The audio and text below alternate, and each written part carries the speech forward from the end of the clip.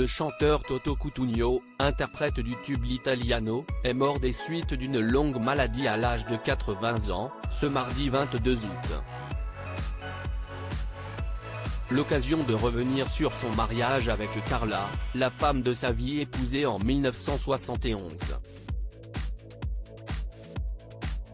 Triste nouvelle pour les fans de Toto Cutugno, immortel interprète de L'Italiano. Ce 22 août, son manager Danilo Mancuso a en effet annoncé la mort du chanteur, vers 16h, à l'hôpital San Raffaele de Milan. Ce dernier a déclaré à l'ANSA, l'agence de presse italienne, qu'après une longue maladie, l'état du chanteur s'était aggravé ces derniers mois. Toto Cutugno, né en Toscane, avait grandi au milieu des instruments de musique et avait, dès l'âge de 19 ans, monté un groupe de musique. Tout s'était ensuite enchaîné rapidement, le festival de musique de Sanremo, le succès européen de sa chanson Italiano en 1983, et la victoire en 1990 du concours de l'Eurovision avec Insieme, 1992.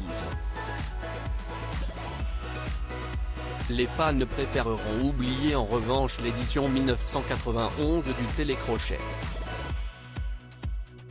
Cette dernière présentée par Toto Cutugno et Gigliola Cinquetti, la gagnante italienne de l'Eurovision 1964, reste dans l'histoire du concours comme l'exemple de tout ce qu'il ne faut pas faire.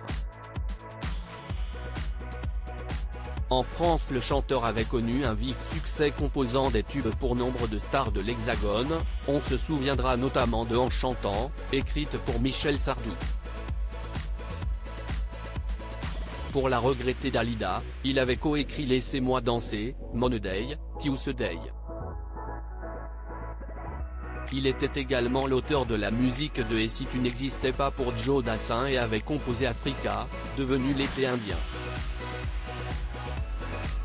Je voulais un enfant. Le chanteur aux 95 millions d'albums vendus laisse derrière lui sa femme Carla, épousée en 1971, et un fils Nicolo né d'une relation extra-conjugale, avec une certaine Cristina.